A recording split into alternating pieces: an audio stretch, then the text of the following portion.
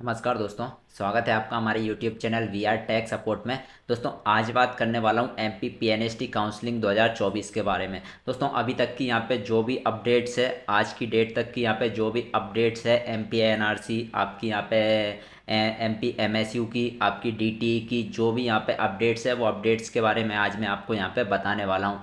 जो यहाँ पे एमपी एनआरसी ने जो यहाँ पे नोटिस जारी किया है, जो हाई कोर्ट का यहाँ पे नोटिस आया है, उसके बारे में भी मैं आज आपको यहाँ पे डिस्कस करने वाला हूँ। बाकी दोस्तों सबसे पहले आपके जो मन में यहाँ पे एक ही बात होगी कि आपकी यहाँ पे काउंसलिंग होगी या फिर नहीं होगी, या फिर काउंसलिंग होगी तो यहाँ पे कब तक आपकी काउंसलिंग स्टार्ट हो जाएगी।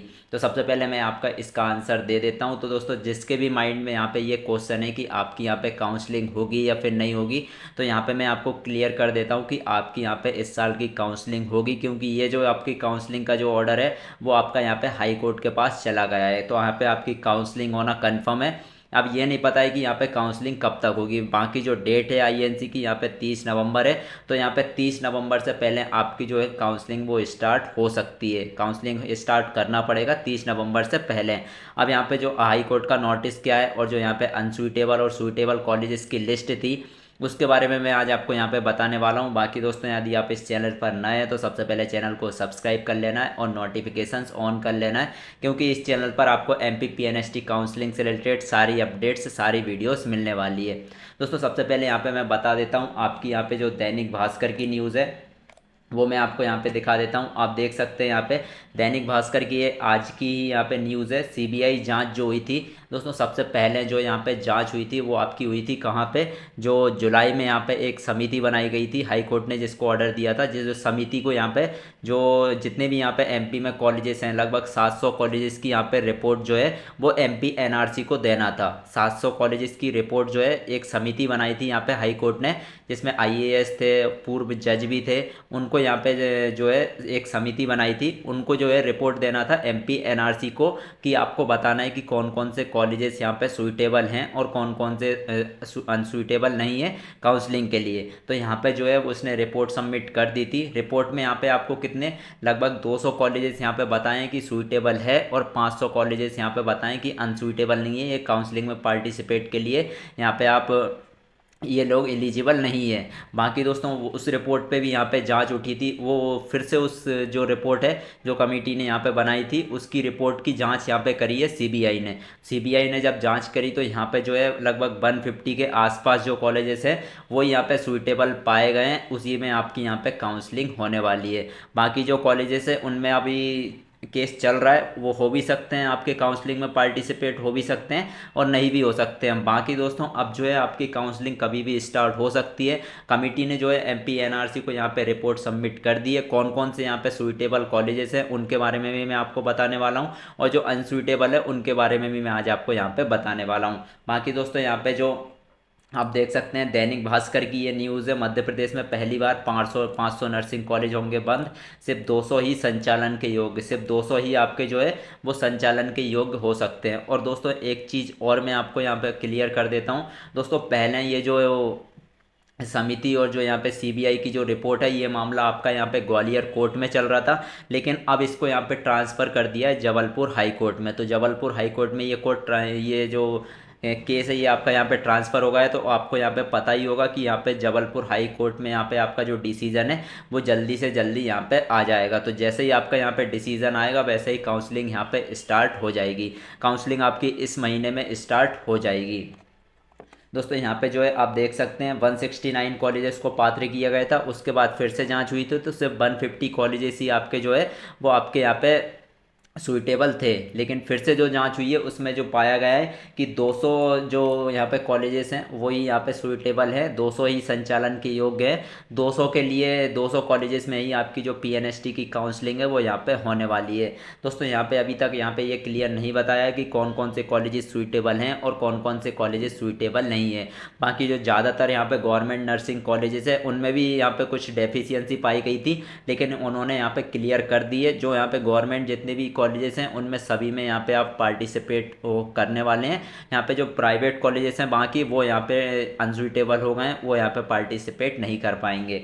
आप यहाँ पे एमपी एनआरसी का भी नोटिस देख सकते हैं। आप जैसे ही एमपी एनआरसी की वेबसाइट पे जाएंगे, नीचे आएंगे, यहाँ पे माननीय उच्च न्यायालय जबलपुर द्वारा गठित उच्च से स्तरीय जांच समिति द्वारा दिए गए डेफिशिएंट नर्सिंग संस्थाओं के निर्णय, इस पर आप जैसे ही करेंगे आपकी जो पूरी पीडीएफ है हाई कोर्ट की वो यहाँ पे खुल के आ जाएगी।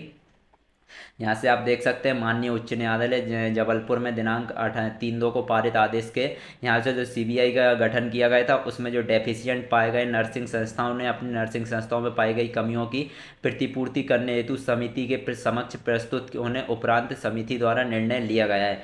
माननीय उच्च न्यायालय जबलपुर 18/10 को Madhya Pradesh nursing registration council के पोर्टल के माध्यम से समिति द्वारा दिए गए निर्णय को प्रदर्शित करने हेतु आदेशित किया गया था। आप इसको यहाँ पे पढ़ सकते हैं। बाकी दोस्तों यहाँ पे बहुत सारे ऐसे कॉलेजेस हैं जिसमें यहाँ पे कहीं पे यहाँ पे वाइस प्रिंसिपल नहीं है, कहीं पे यहाँ पे प्रिंसिपल नहीं है। ये सिर्फ यहाँ पे मैं प्राइवेट कॉलेजेस की बात नहीं कर रहा हूँ, ये गवर्नमेंट कॉलेजेस की भी बात है। बहुत सारे गवर्नमेंट कॉलेजेस हैं जिसमें यहाँ पे लैब फैसिलिटी नहीं है, जिसमें यहाँ पे टीचर्स नहीं है, जिसमें आप बहुत से यहाँ पे कॉलेजेस हैं जिसमें प्रिंसिपल नहीं है, वाइस प्रिंसिपल नहीं है, या फिर प्रिंसिपल वाइस प्रिंसिपल है लेकिन यहाँ पे वो गलत तरीके से उस पोस्ट पे यहाँ पे पाए गए हैं। तो आप यहाँ पे देख सकते हैं इस तरीके से यहाँ पे इतना ज़्यादा यहाँ पे जो है वो घोटाला चल रहा था।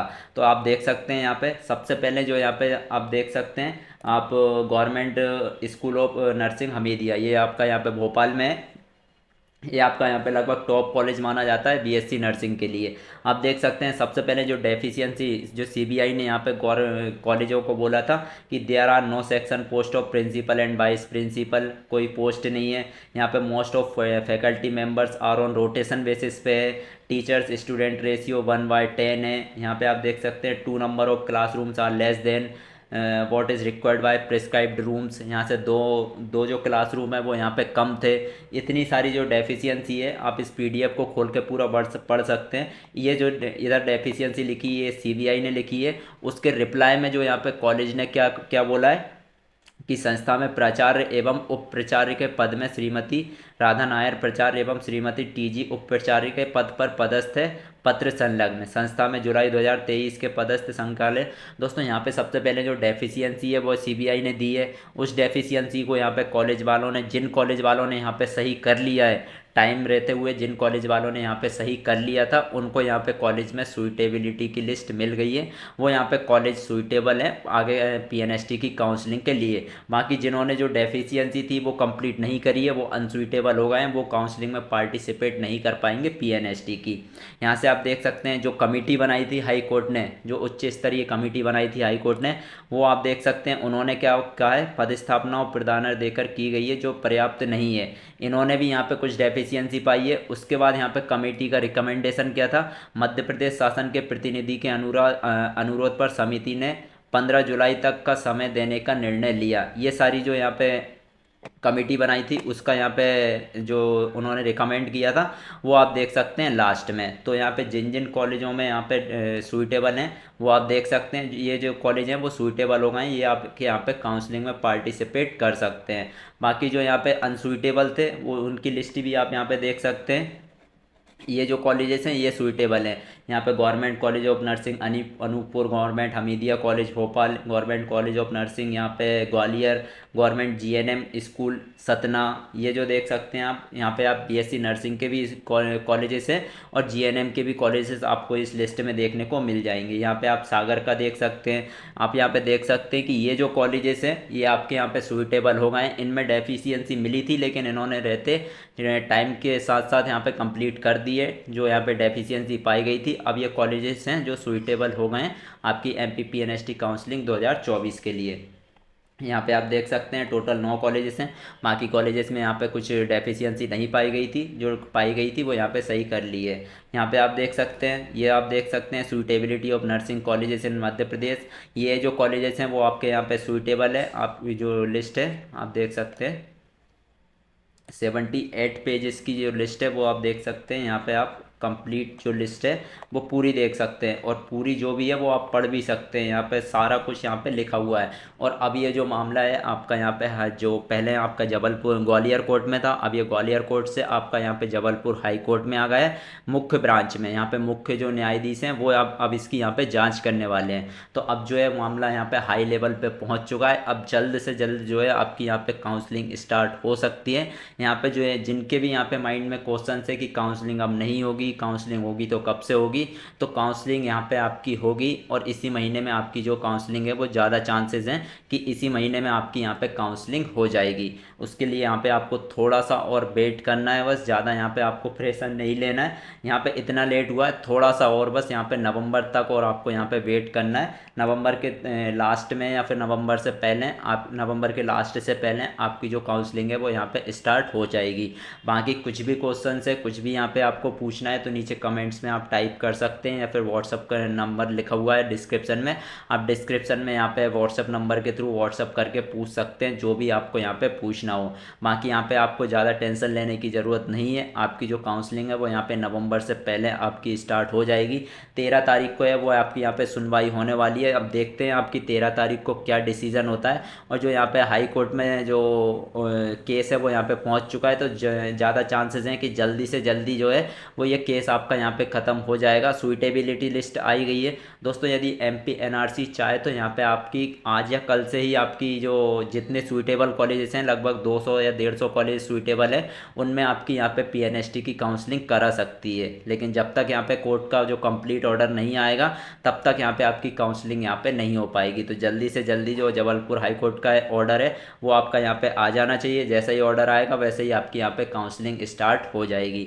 तो यहाँ पे जैसे ही ऑर्डर आएगा वैसे ही मैं आपको यहाँ पे अपडेट कर दूंगा। जो भी लेटेस्ट अपडेट आएगी एमपी पीएनएसटी काउंसलिंग से रिलेटेड वैसे ही मैं आपको यहाँ पे इन्फॉर्म कर दूंगा। इसीलिए सबसे पहले चैनल को सब्सक्राइब करके रख लेना है और नोटिफिकेशंस ऑन करके रख लेना है, क्योंकि इस चैनल पर आपको एमपी पीएनएसटी और जीएनएम काउंसलिंग से रिलेटेड सारी वीडियोस, सारी जानकारी मिलने वाली है।